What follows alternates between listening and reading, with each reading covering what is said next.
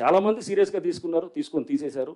కొంతమంది సీరియస్గా తీసుకోకుండా దాన్ని ఇది లైట్గా తీసుకొని వాళ్ళు కమ్యూనికేషన్ గ్యాప్ కిందకి సమాచారం చేకరవేయటంతోటి అప్పటికైనా కానీ కూడా వాళ్ళకి లాస్ట్ టైం ఇచ్చి మొత్తం ఖాళీ చేపించి వాళ్ళ ఇల్లు అక్కడ దాంట్లో లేదు. వాళ్ళ ఇల్లు అక్కడ చాలా ఇల్లు కూడా ఉన్నాయి. మీరు కుకట్పల్లి చెరువు దగ్గర మీరు చూస్తే ఎఫ్టీఏలో చాలా ఇల్లులు ఉన్నాయి. దేన్ని టచ్ చేయలేదు. మీరు చాలా స్పష్టంగా ఇది తెలుసుకోవాలి. అంటే ఇల్లులు ఉన్నవాళ్ళు నిన్న చూశాను, ఎవరో పెద్దమ్మ బుచ్చమ్మ అని చెప్పి ఆమె ఆత్మహత్య చేసుకున్నదని చెప్పి చాలా బాధ అనిపించింది.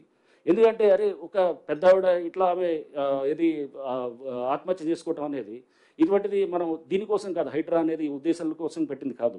ప్రభుత్వం ఈ ఉద్దేశంతో ఇది ఈ లక్ష్యాలతోటి ఈ ఇన్స్టిట్యూషన్ ఫ్లోట్ చేసింది కాదు.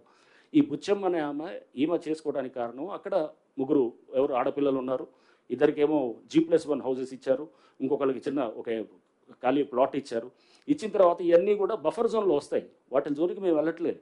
కానీ ఎవరో అక్కడ వాళ్ళు అక్కడ ఏమంటారు మాట్లాడేవాళ్ళు ఆ భయాన్ని చూపిస్తూ ఆందోళన చూపిస్తూ హైడ్రా అనేది ఒక బూచిగా చూపించడం అనేది కూడా ఇదైంది.